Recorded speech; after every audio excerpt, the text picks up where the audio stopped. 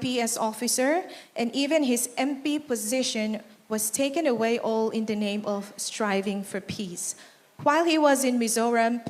Peace Committee chairman, MNF and the Indian government signed a peace agreement in June 30th, 1986. In 2019, MZP organized him for his unwillingness to let corruption influence his career. Tuna chuan kan khwalian pu laldu omah Mizoram Chief Minister to soitorin hun kan hlade.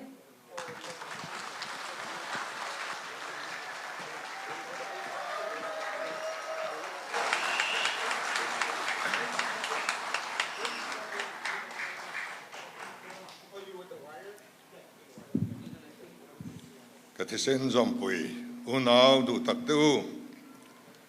munfrang franga mani inseng sava Mizo Day Hmangin local zong songte kele kachung tele Mizoram Pu Hmangin chibai kabu kachu. I would like to express my special thanks to Mr. and Mrs. Vivek Chowdhury, First Secretary of the Indian Embassy here.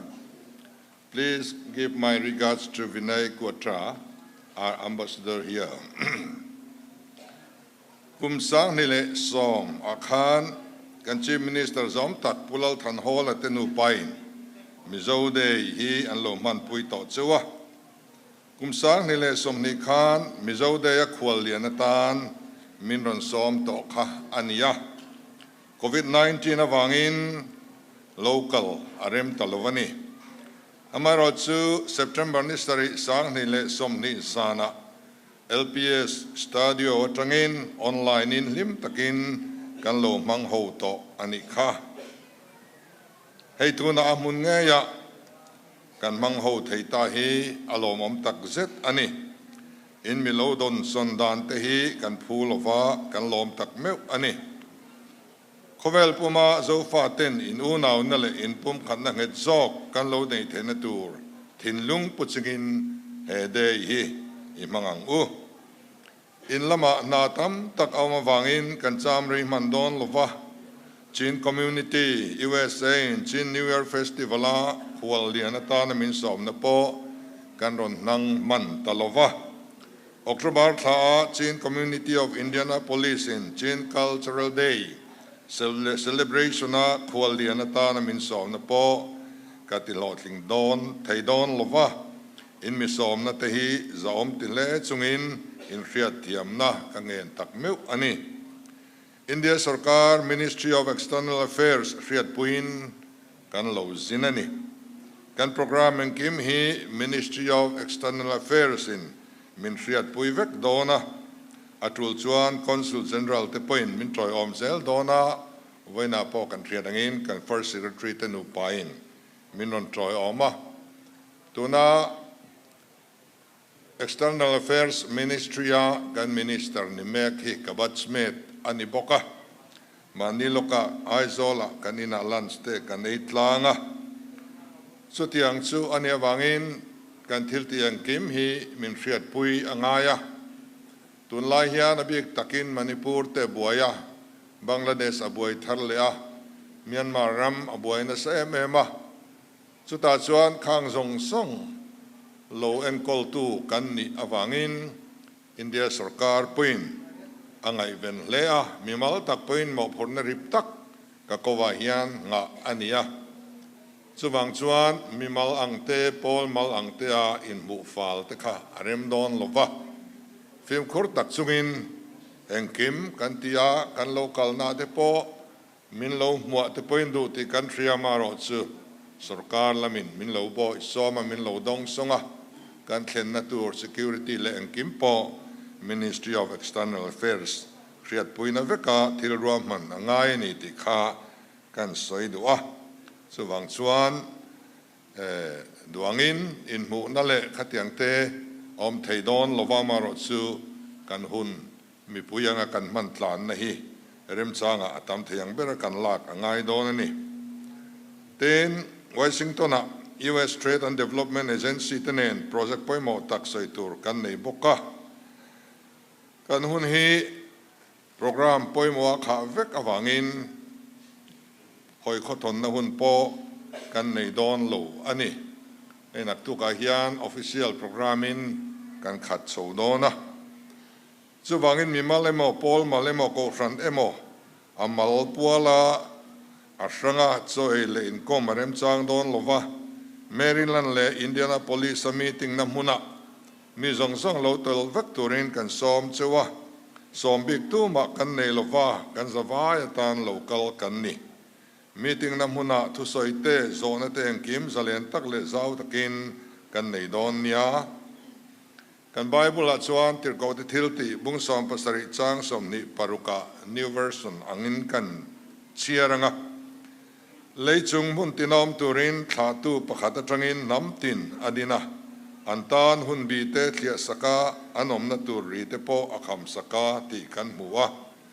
keini ho he tu tenge kan ya thatu pakhat atanga khwanun nama adin kan ni vem ti chu voina kan thupui bertur ani don ani ka tu soi hi mizo trong le English in a copy nakinan laron sem anga angai nom don lova amaro chu kaini aya facility nei thazok le thang thar mi thiam zok te so chua chu dua linglo tak chunga ron in buat sai kania research paper ang deu lek ania wangin angai nom bak don lova maro chu poimo don ani pakhanna chuan lusai mizo ti hi kan khel masapot don ani lusai ti he kan pian pui nam ming generic name ani lova namdangin min ko nani lusai ti chu lusei atanga lak ni na langa ma se lusei chu mizo nam peng tam tak zinga pakhat ve mai ania min huap zolo chiar pui ma saber sang khazakua pakhata khan mizorama mizo in ti tu ma an la omlo mani chibing hing lusei maral te pai te poi te maral le adang te ti vekin kan lain ziak lunt ani chiar pui ma saber census ma sabera mizorama mizo pakhat ma kanomlo ka kha lo chin cheila sang khazakua somle le paruka political party ma saber mizo union allowing ta zona thlak peng sang ten kan zawa ya kan nam ming nomenclature tan mizo chu official man alonita chiar pui ma sabera tanga kum som ruk ahanral meu chuan sang khazakua som ruk pakhat sensa sa chuan mizorma mizo inti za somria le pariat point panga kan lom tani so the kop chuan kan zawai deu thoin mizo ti nomenclature chu mizoram chunga mi te chuan kan lo pom ta amaro chu thil poi mo deu mai chu mizo in ti zinga hian mizo nam abil tu ma kanom lo mani nam minga mizo ti mang tu ma kan om lo kan zawaya huap ming ani tok mai ni chu wangin lo in ti mizo bik te kan lo om pal theya he hian in pum khanna dal the ni ti po kan soidu ani adon le chuan ku ki le chin ti hi han soi kop leila kum zale somni pariat liam ta khan Chin Hills Regulation 1896 chuan heti hian alo rikota chins include Lusais, Kukis, Burmans domiciled in the Chin Hills and are habitually resident in the Chin Hills ti in kum zale somni liam ta khan G.A. Grierson chuan heti hian alosia the term Kuki is an Assamese or Bengali word applied to such hill tribes of Lusais, Rangkos, Thados, etc., who were residing within India. On the other hand, Chin is a Burmese word which is used to denote all various hill tribes living in country between Burma and the provinces of Assam and Bengal. The word Kuki and Chin are thus synonymous and are both primarily used for many of the hill tribes in general. Therefore, the word Kukichin was coined and employed by early researchers. Tahian a reference kada zela H.G.A. Grierson, The Linguistic Society of India, Survey of India, 1904, Volume 3, Part 3, page 123, Calcutta Printing Press, 126. Ani, kang committee am 10 inon enzuidon niya. Kum som sari paruk liam toa khan, Chin Hills Act 1948 chuan hetihian aloda vea. Chins referred to the indigenous ethnic groups inhabiting the Chin Hills region in Western Burma. These groups include Chin, Kuki, Lai, Mara, Matu, Mizo, Zomi. The Act defined Chins as the various ethnic tribes residing in the Chin Hills district who share cultural, linguistic, and historical ties. Kumsungale pangaliam ta khan Chin Affairs Minister chu Puzarhelian aniya. Cabinet Minister ani. Ambassador to France, Holland, Spain, Egypt le Nepal te anibok. Sangkazakwasam sari panga Ambassador to Nepal ani lain Dictator General ni Win adulo wangin USA political asylum alani. Puzarhelian chuan hetihian alozia ka. Chin he call in official an man aniya. Nima sila an mani chuan he ming hi an mang ngai lo. Chin ti hi Chin ho thumala a om lo reng reng ani tiin. Reference Chin Dictionary and Grammar by M. Jordan, Paris, 1969.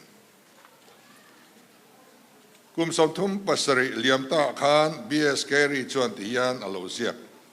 These Chin tribes, called Mizo in India, led an uninhabited existence till the end of 19th century, when the British administrators undertook surveys and expeditions and demarcated boundaries 1935 for their administrative purposes, dividing the same people into Lusais within bracket Mizos and Chins in India and Burma, respectively. Reference B.S. Carey and H. Intact, The Chin Hills, Volume 1, Inner Flap, Second Para, 1987. Chudichuan hang Lusai, Kuki, Chin, Titahi, Kan Pian Pui Naming, generic name, Aniloni. Namdangin min ko na may aniti, kan chiang to me. Atira heng mingi kay mani poin kan pungay lova. Alore nuwa yan lungoy takin kan puta mainiin alang. Trang taran lo piang zela kuki nan lo piang at chini nan lo piang a. Kan nam anitak take mo kan tia lungoy takin kan pomtani. Atira chuan kan niti po kan infriat lo. Kan nam ming niktak chu anilo ti ka ron finfia katumani. Tuna zo ti vetung. Kum sang khat za som rukpani zet liam ta edi zariat som rukpani akhan. Indo-Burman chanchin ziak tu Chinese historian Fan Cho Chuan kan pipu te chanchin ziana zo ti hi alo mang dai to. Kum sang khat le za le som ruk le patni liam ta akhan. Chinese historian Masadi Chuan Zhou Tin Min Lo record anichu. A reference to Chin Hills Linguistic Tour 1955 University Project by G.S. Lewis and Journal of Burma Research Society 47 June 1959 page 1. Kumzani somlile pakat liamta sang khazasari somriat Pathuma Khan Catholic Father Vincent Chuan Ale Kabua Zhou Ti in Aloda Vebok. Reference V. Sanger Manoi, A Description of the Burmese Empire, edited by Jardine, Rangoon, page 43. Kumzale somthum pathum liam to khan Northern Chin Hills political officer Rundal Chuan tihian alo zia kani Chin ming hi alo intran na kahrelo kol trong ani karing Chin ho point om zia an threbik lo zo anin timaya pakat ai tama chuan zo te anin tile mai alo tibok ani reference FM Rundal Manual of the Chin dialect in the Northern Chin Hills, Rangoon, 1891. Kumza somthum liamta, sang kazariat somkwa palia, Zorama missionary lo chuak masaber, Reverend Zais Lorraine Pubuanga kanti maika. Chuchuan dictionary siyama, zo tihi lusay tele anvela namdang temingani, alo tibokani. Reference, Zais Lorraine, Dictionary of Lusai Language, 1940. Calcutta Asiatic Society, Aizol, TRI, 1982, page 560.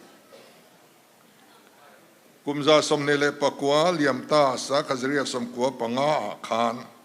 Chin Hills Optuma Sabir, B.S. Carey, Chuan,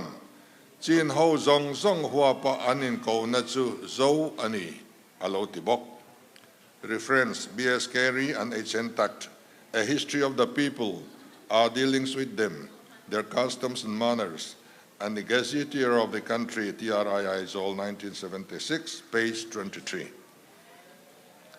Kumza somni liamta sang kazakua pali khan, India ram trongte zirchian tumabay masatu, Grierson Chuan, Lusay ho le marlama chin ho tam takte ang bokin, Zahao ho point zo aninti atibok. Hi Linguistic Survey of India, Volume 3, Part 3, page 109. How many? Kumzale sompani liamta sang kazakua sompania Khan Thomas H. Lewin Tanglian kanti maika. Kaka sang kazaria somsari pakhat atranga somsari pania sab ho lolian vailian kanti maika. Kami truma Mizoram run truman ho tu pa khania. Tihian anin alo ziak ve bok heng ho tro bul chu zo ani alo ti ve mia bok ani a fly on the wheel or how I helped to govern India ti khan ziak ani pu vum ko hau kha kum sang khazakwa somnga panga atanga sangkwa somsari panga inkara France, Cambodia, Indonesia, Australia le Hungary te Burma ambassador ania zo fate singa ambassador ni masabirani hetiang hian alo ziak ani Chin Hills Gazetteer zo bracket sunga Chin anti le kuki anti chu Burma is Pakistan Bangladesh tuna son nito le Assam ramazo na thlak zong song te ming diktak zo tia thlak mi sela chuan engkim afel then to tur tin kan ambassador masaberin lo ziak bok ani pu vum ko hau Profile of Burma Frontier Mail Bandung 1963 page 297 akan katiang khan azia kani suanin ni som pariat tanga som pakua mei sang ka kwa som riat pariat ta khan sampaya world first zomi conference a oma Chuta chuan kan zawaya min huap tu ming atan kan nomenclature atan zo ti hi an pom ani heng record lui atang hi chuan zo ti hi kan zawai kan pian pui nam ming generic name chuni in alanga kan trong kama po zo tui thiang zo thlifim zo ar tui zo vok zo siam zo puan le adang te kan ti thin ani Mizoram UT alone itir khan motor number te po ZRM, ZRE, ZRZ ti vek ani train. ZPM hi Zoram People's Movement ti na ani Mizoram People's Movement MPM anilo. ZPM ani. Mizoram nilovin Zoram ani. Zo laika lo chin sewala. Kan hruai tu ten, kan party hruai tu ten, kan Paul andin tirhian, ma thlir thui tak nein, Mizoram nilovin, Zoram People's Party ti in, ming hi an lo sa a zomi te kan tia mizo te kan tia malamada kan oma nung lamada te kan oma kanin nial pha thina chu wangin history atanga han chui po hian kan nam ming dik tak le masaber chu zo ni mai hian alana wangin chu chu kan pap ti minga po hian iputeng tin kan hruai tu ten an lo rel ani voina hian rotna kasiam ani haulova ke aya mithiam zok facility nei thazok te chou chu ka tum mai ni nomenclature hi in barlui imposed cheni lova nakina chuan kan zawai kan pomtlan the nam ming min huap zo alo la pian ro chu ka be sei tlat ani kan ram lu chin kan del chin ram zaw zong hi Cornell AS rate chuan India Burma le Bangladesh a zo fa te del chin ram zaw zong chu hetiang hian alo record ani 21 degree to 24 degree north latitude le 92 degree to 94 degree east longitude in kar chu chu kan omna ani zoroin UNOA memorandum athelu nisom ni thanga sang khazakwa songkwa panga khan zofa te delchin ram zaw zong chu square kilometer noi khat singli sanga le zaruk ani anti engzang kan ni chia hi kan chevela population statistic based tur mumal nei ahar ema wangin riat ahar sa a noi somnga te chu kan ni fim tura mi then ka chuan an soini ten kan chen ram reng a hian kan in kara namdang tu ma tlazep om lovin ram thleng in zomin voin ni thleng hian kan laom veka ei pathian mal som na kan don ania kum som chungin chanchin tha kan dong kim vek bok ani trong chung chang an soile lok ila zo nam zinga hian R group anoma R lamri group anoma Z group kanom boka R anei velwani ten mi pale me chaming to pa a le I da lo kanom bok ani sentence dina hian subject object le verb om zela linguistic te chuan heng pathum in don dan inang lo chu thla khat ani theilo an tiani zo fa te tonga chuan object amasabera subject in asuya verb anunung berthina ain dot dan a sequence to OSV object subject verb ani chu sab tonga chuan in dot dan chu SVO subject verb object ani dai thunga chu wang chuan sab ho te nei hian thla khat kan ni theimia lo ani chu tanga chui chuan keini ho hi thla khat kan ni ti kha tong atang poin nem nge alo ni le ta a ten common language kan ti po hi in barlui chi ani lova apianin alo la piang chuak maya kan pi pu te hun laia thiam hla te lado te kanen chuan man lai chuan tong thum hun kan mang thin ti a riat thei ome tin zat pm sarkar hian kan nam tro bul chui chuak kan in tiama chu kan lati man lova year of consolidation te kan puan me ka wangin amaro chu kan nam tro bul chui chuak tu tur din kan tum ani chin lusai conference 1892 hi voina hian kan soilang du boka British in ti luina min of nu khan kumza som thum pani kalto ni som ni pakua January sankazriat som kwa pani khan Fort William Kolkata kan nam kalzel dan tu relin chin lusai conference an lo ne ya chuta tel te chu Lieutenant Governor of Assam Commander in Chief Madras Chief Commissioner of Assam, Chief Commissioner of Burma, Foreign Secretary, Military Secretary, Quartermaster General in India tenni. He conference a hian vai ho emo, call ho emonen, nam rang in anglo kan ya wangin, a ranga rorel na pakat Commissioner of Assam nuaya minda vek antuma, ram pakat, rorel na pakat nuaya turin. จุมีอันติดให้มาจวนอินคัลปอนกองปุยเตสิยมพดนี่เสเตียนเรละมาเสให้ฮีอปุยลิงตลอวะจุกันตัวตาตุนาฮิอันอินเดียบาร์มาเลบังลาเดชกันเราอินเทนดาร์โจตาริอันนี้ที่ส่วนจะเล่นนักการสวลดานฮีอันสวยเล็กล็อกกันด้วยโจฟาติสิงาจะเล่นนักสวลตุมัสเบอร์จูชินฮิลส์อัตรังาเอ็มพีปูรังโนลออฟทันตลังอันนี้เลฟเทนต์คอร์เนลสนคบาวะอสมาอันนี้ยัน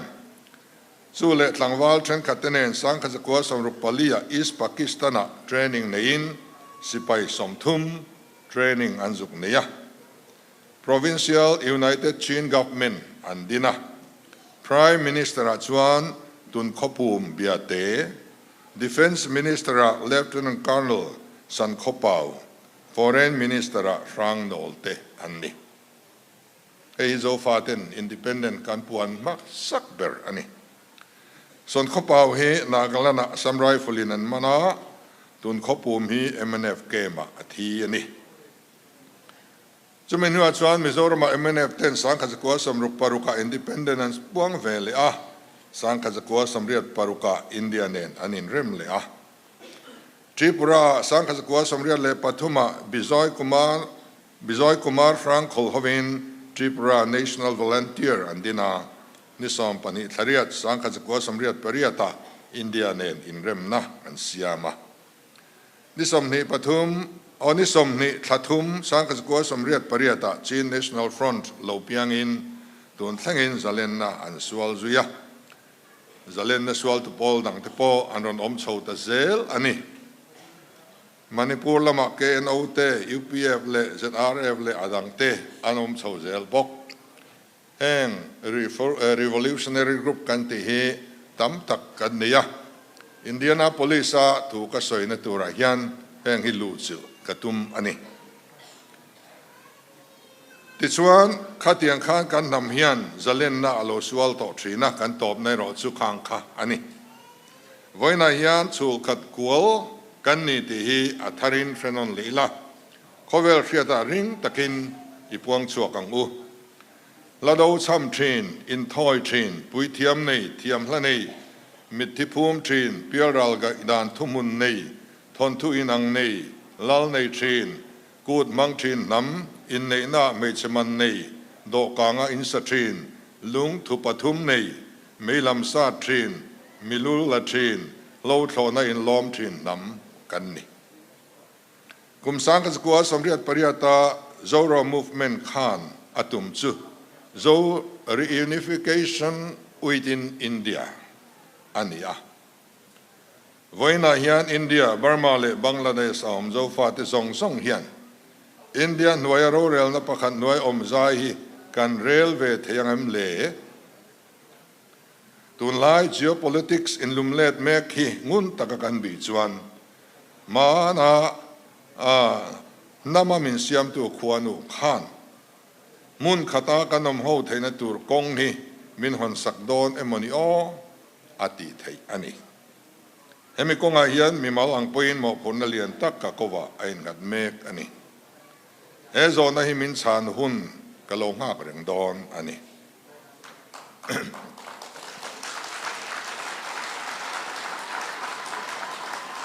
อาทักเดบะงามโลจิล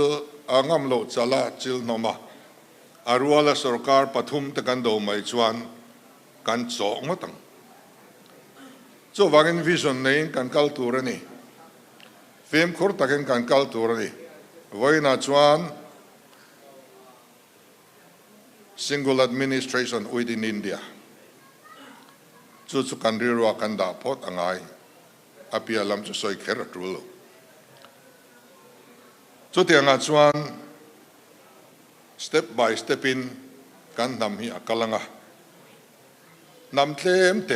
จูลโปสุไลน์ทุรัวโลเลงาลไลน์เทนเดอร์เลงาล ethnic group ทุมุนโป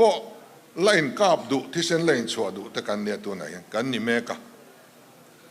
อินเดียนาโพลิสก็ทุสอยเพจอันนาวิวโดนนี่ khang zong song in pum khat net I thei na tur zong tur a local kan ni voi na hian he Mizo Day mang tur a local hi kan ni ya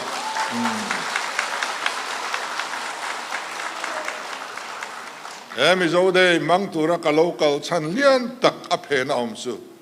kha in pum khat na kha ni a hau ngai kan hawanga azil ngai kan zilanga international level a te po rem na le muan na zon pui tur thatak tu na hian kan nei to a he to pin chu lampang chu kan la soi le tur ala ni dona voina ro chuan khalampang khathui tak kan soi thei ri lovanga ke ni zinga aya soi trul na mun te po om mai theya eng po ni se ke ni helaya om te hi Mizo Day mang tu te hi ri ru zau tak puwa kanom angaya trong dang lam deu kan trong ni lo min lo so ya Mizo mokatia alo ni lau ma pai te alo ni reng mai ti ang chi te heng trong kam te hi mang lo tu ra kan phim khur angai ma su wangin thei top kan suat la nga eng ti kai mo chuan tun lai khovel politic in lum let anen hian enge moi chu apiang don ani achan chu kanuna Burma Bangladesh le Manipura chengten har satna antok ani mani loka Bangladesh ami ten antok thar le a chung zong zong chuan tu tengen bel kan ti chuan Mizoram an bel ani tunai hian chu tiang displaced people and call make lai chu singli chuang eng lai point kan nei reng ani Prime Minister Kafrila Home Minister Kafrila Finance Minister Kafrila khang zong zong kan so mangaya sikul ten kaldwa eng kim kan ti sak angaya damdoi ten mamoni chumi konga chuan kan Prime Minister le kan Home Minister le Finance Minister te chunga lom thu ka soidua kan mamo kan thlente in hong takin minti sak zela poisa fai angte akha saw nilo akain angtein vaibel setam tak in seng sawin India Central Sarkar hian heng kanuna ten kol na kian min pui renga ngwal pholawin kanom thaipa ani chutiang boken nang ni point thei top in on swati country in sen so to na song songa lom thu country suwa MSA point Chief Minister relief na tranem tak in on tho to ni mi rang in on tho to ni at least kan nei veka receipt pek vek chu po kan du bokani tun truma po yan in rilruain kau na sa ti country Mizoram kan har san nete friin chimia tan chuan in rilru ngai to na te in lo senga midang te ta na luang chuak turin midang te tran pui tu ni turin rilru in seng me kan ni ti te kan ria thian kan thlamong ema kan lom tak meu ani ti chuan hetianga Mizoram kan han pan khom chur chur na atang te hian in then thei kan ni lo ti hi achiang emaya abik takin Mizoram omte kan poimo ta ema kan lo don sona kan lo kuang kwa thiam angaya ti chuan rural na pakhata min nuk lu zel don ani sarkar na kan lak tir khan Prime Minister le Home Minister in boundary fencing tiangai ti min hril ani kati lai khan khau takin India le Myanmar in kara border fencing ti tumna omani amaro chu India po hian ram zau zel adu ve thowa akhan barat vision anne ni akhan barat chu greater motherland ani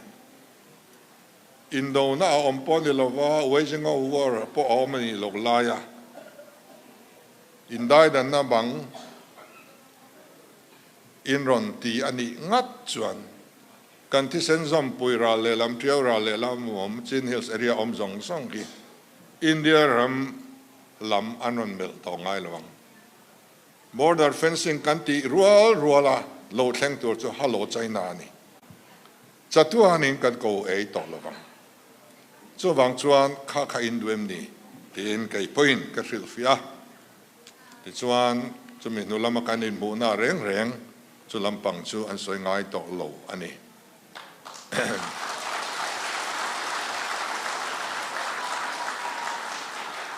chu wangin voina hian heng thu te eng tin nge eng wang nge ka soi thei din muna dinga ka in riat wangin ka soya kan local lama kan local zan akhan external affairs minister nen po phone in kan in bia de chuan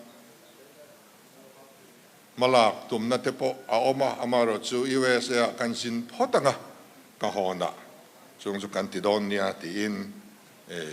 kan in thla ta a tiang chuan kan tan khowela hian thil thar alo oma om chho zela a nge ni